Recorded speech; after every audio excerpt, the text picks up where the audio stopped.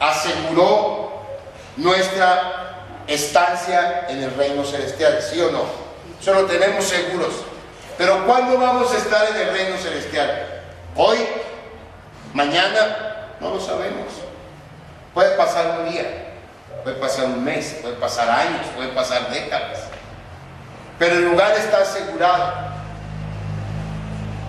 Y entonces, ¿ustedes creen que si el Señor Jesús tiene un lugar para nosotros en el reino, nos va a dejar a nuestra suerte de aquí a que lleguemos ahí? No. Él va a suplir cada necesidad que tengamos. Él nos va a defender cada vez que necesitemos ser defendidos. Él nos va a sanar las veces que necesitemos ser sanados. Él va a suplir cada necesidad, porque su promesa es fiel. Porque Él nos salvó y nos aseguró un lugar en el reino, y Él nos va a llevar de la mano hasta ese reino. Ahorita vamos a ver, esto no quiere decir que el camino va a estar fácil, pero sí quiere decir que el Señor no nos va a dejar.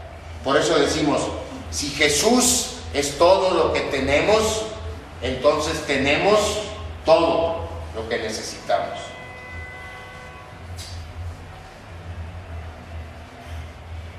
Esa es la razón por la que el Señor Jesús dice: yo conozco tu pobreza, pero en realidad eres rico. Porque nadie que hayamos aprendido a depender de Jesús es realmente pobre. Ninguno. En tercer lugar, Jesús conoce nuestros enemigos. El versículo 9 termina diciendo que también conoce la blasfemia de los que se dicen ser judíos y no lo son, sino son sinagoga de Satanás. ¿Quiénes eran estas gentes que el Señor les decía que eran sinagogas de Satanás? Es un calificativo muy feo. Es un calificativo que yo creo que nadie quisiera recibir, pero que el Señor aplica, y aplica a judíos, a miembros del pueblo de Dios, al menos al pueblo histórico de Dios. Y se los aplica a aquellos hermanos o a aquellos judíos que se habían aliado con los paganos de Esmirna en contra de sus hermanos de raza. Ellos acusaban a los agentes de Roma, a cristianos, por no querer confesar a César como su Señor. Es decir, eran judíos, pero delataban a los cristianos que no querían manifestar su lealtad al César. Y cuando ellos decidían aliarse en contra de la iglesia de Cristo, automáticamente se aliaban en contra de Cristo. Quien le hace daño a la iglesia de Cristo se convierte en un enemigo de Cristo. Dios toma muy en serio a las personas que le hacen daño a su iglesia. Del exterior, pero del interior también. Y tristemente los peores ataques que sufre la iglesia los sufre de gente que dentro de la iglesia. Esas personas son a las que el Señor les dice sinagogas de Satanás. Aplicado a nosotros hoy, esas personas son sencillamente quienes profesan ser cristianos, pero en realidad no lo son. Y en lugar de colaborar con el trabajo de la iglesia, se dedican a estorbar el trabajo de la iglesia. Curiosamente, estas personas se escudan para sus acciones en su propia religiosidad. Ya todos vimos el primer capítulo, creo yo, del Dios pródigo. Bueno, hagan de cuenta que estas personas son el hermano mayor. Estas personas que creen que por su religiosidad y por sus actos externos Dios está obligado a bendecirles. Es decir, yo me porto bien, tú me tienes que bendecir. Y debemos tener cuidado, porque todos podemos llegar a parecernos a estas sinagogas de Satanás. Porque podemos descuidarnos y entonces basar nuestra seguridad de salvación en nuestros propios méritos y no en los méritos de nuestro Salvador. De estas personas habló el apóstol Pablo. Miren, vamos a Romanos 2, 28 y 29.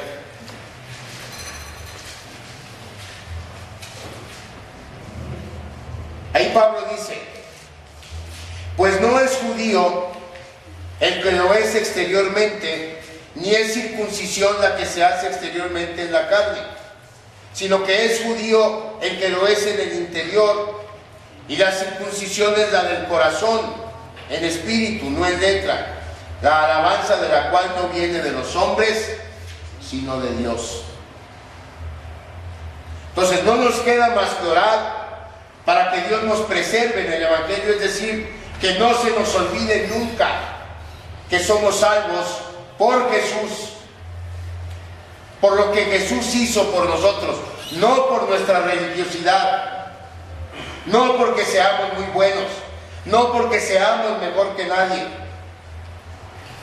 Y debemos orar también para que Él nos ayude a ser colaboradores,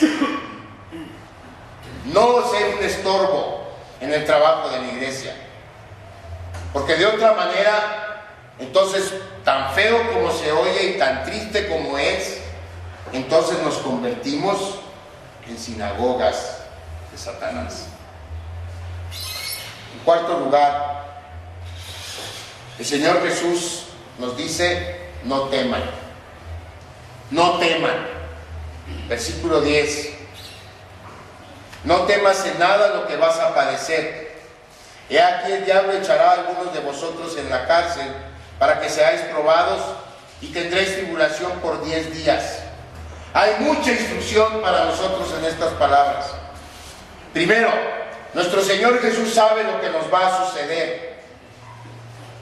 Lo que a usted y a mí nos toma por sorpresa, nunca toma por sorpresa al Señor Jesús.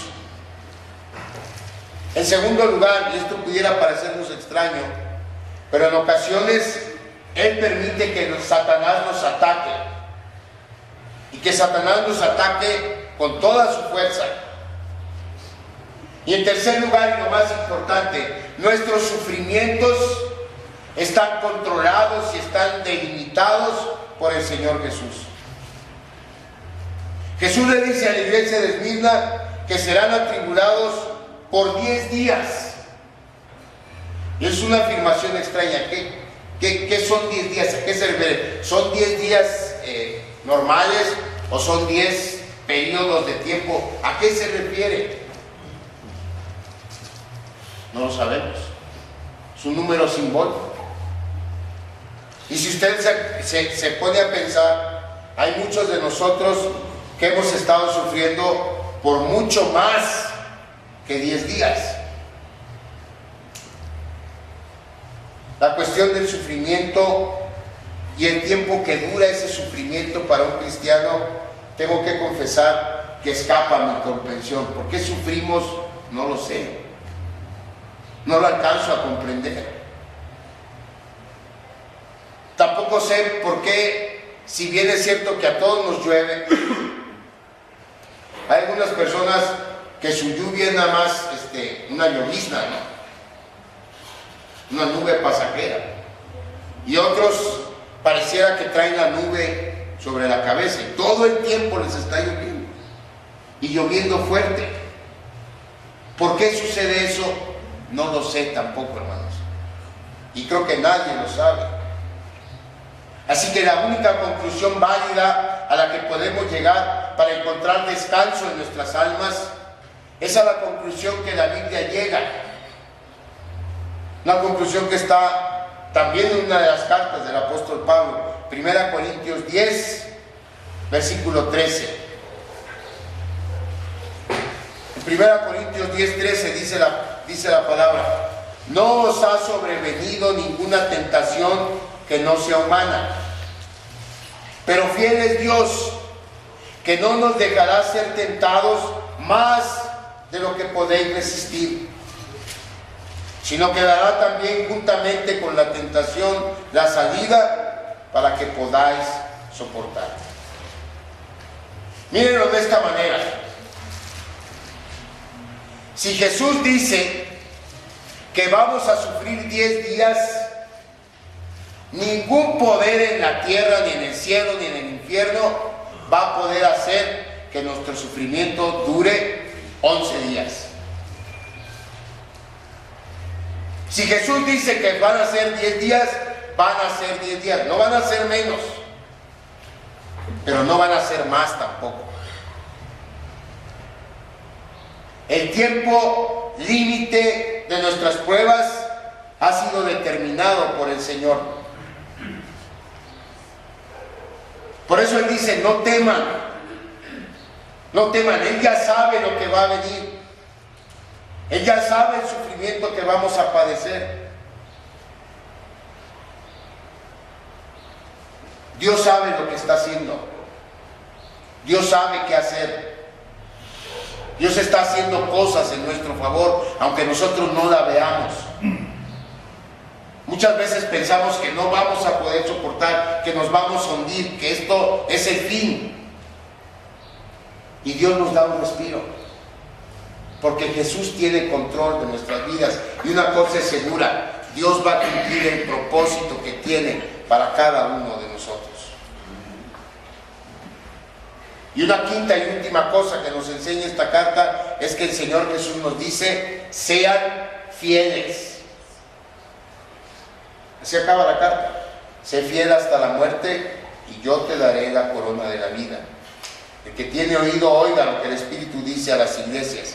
El que venciere no sufrirá daño de la segunda muerte. Hay una cosa muy importante que no podemos perder de vista. Jesús nunca nos prometió ni nunca lo va a hacer que Él va a remover las pruebas de nuestras vidas. En ninguna parte, ni en la carta de Esmirna, ni en ninguna otra parte de la Escritura leemos que el Señor Jesús haya dicho, solo crean en mí y todo va a estar de maravilla. Crean en mí y su vida va a ser color de rosa. Jesús no lo dijo simplemente porque Jesús no es un predicador del Evangelio de la prosperidad. Esas personas son las que dicen eso. Esta herejía ha infectado a nuestras iglesias en los últimos tiempos. Y lo que ha hecho es engendrar una generación de cristianos que son materialistas, que son mundanos y que tienen anemia espiritual. Quienes predican este falso evangelio nunca tocan el tema del sufrimiento. Entonces, ¿qué pasa? Que si tú le dices a alguien, ven a Jesús y todo te va a ir bien, y esa persona viene y de repente viene una prueba a su vida, no está preparado para ello. Porque estas gentes nunca hablan del sufrimiento. Y si nosotros que sabemos que el cristianismo no nos exime del sufrimiento, luego andamos patinando, imagínense a alguien que nunca le han dicho, la vida cristiana no es color de rosa. Estas gentes predican el tener la mejor vida, pero por eso cuando las gentes se enfrentan